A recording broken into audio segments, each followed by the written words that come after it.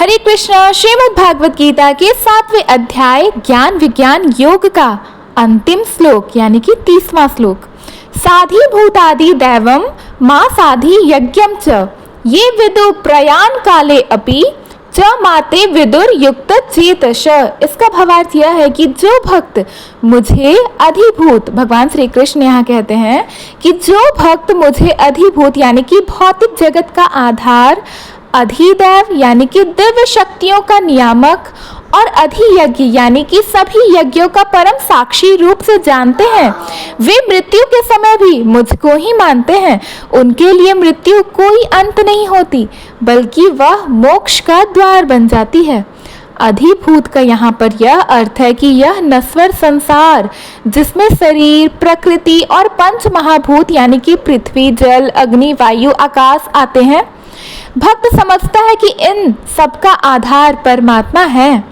अधिदैव यानी कि देवता और दिव्य शक्तियां जो सृष्टि को संचालित करती हैं, भक्त समझता है कि ये भी भगवान के ही रूप हैं, वे स्वतंत्र नहीं हैं।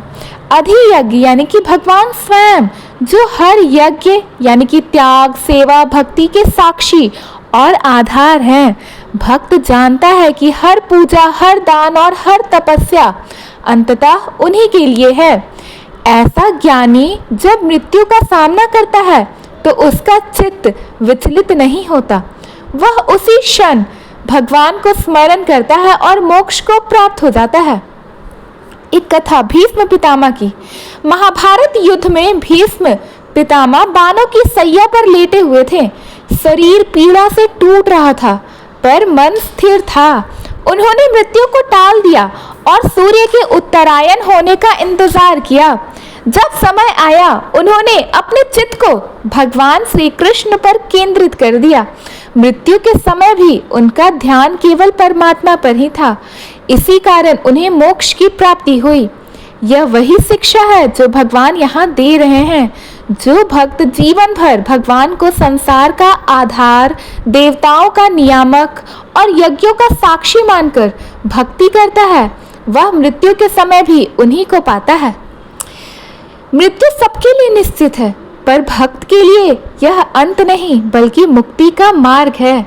यदि हम जीवन भर ईश्वर का स्मरण करेंगे तो मृत्यु के समय भी हमारा चित्त उन्हीं में स्थिर रहेगा। जो मृत्यु के क्षण में भी भगवान को याद करता है उसे जन्म मरण के चक्र से मुक्ति मिलती है।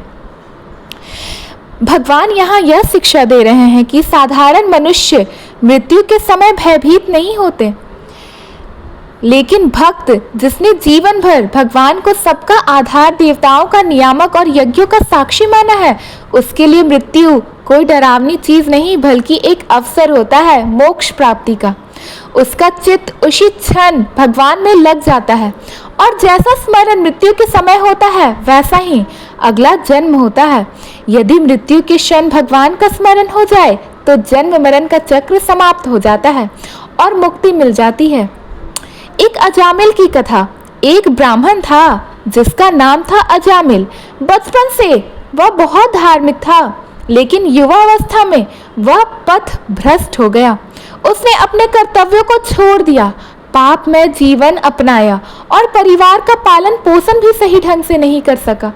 जीवन भर उसने भगवान का स्मरण तक नहीं किया, परंतु उसका सबसे छोटा बेटा जिसका नाम उसने नारायण रखा था, वह अपने बेटे को बहुत प्रेम करता था और दिन भर नारायण नारायण कहकर पुकारता रहता था।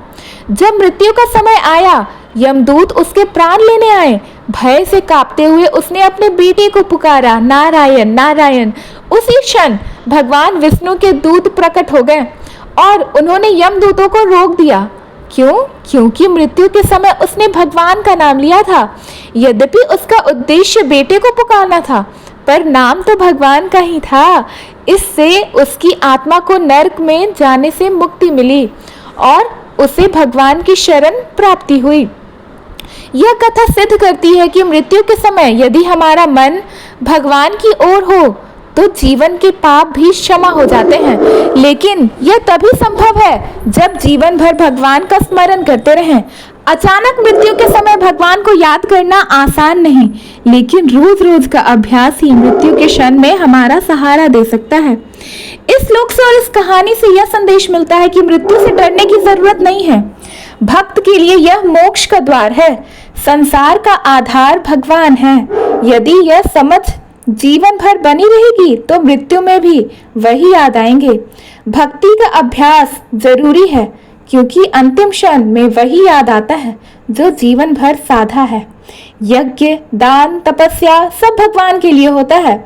जब यह भाव जागृत होता है तो मृत्यु भी उत्सव जैसी लगती है। धन्यवाद। अगर आपको आज के ये श्लोक और उसका कथा अच्छा लगा तो प्लीज हमारे वीडियो को लाइक करें, अपने फ्रेंड्स फैमिलीज के पास शेयर करें, और नए हैं तो हमारे चैनल को सब्सक्राइब करना ना भूलें। राधे राधे। हरे हरे कृष्णा। हरे की जय।